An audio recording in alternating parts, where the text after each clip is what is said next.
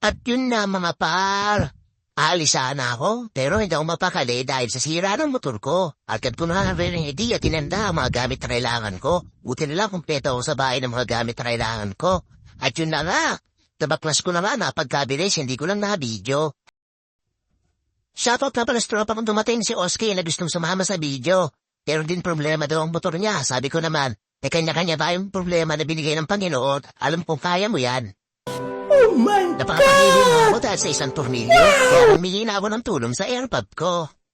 Inabot na ako ng tanghalian at kakain na muna ako para pagbalik ko at ikabit ko ito, recharge na ako. Grabe, iba talaga ang tama ng isang kalderong kanin at 1 kilong adobo. Napabilis ang magtatrabaho ko. Kitang-kita naman sa video. Grabe bilis ko sigurado tapos agad ito.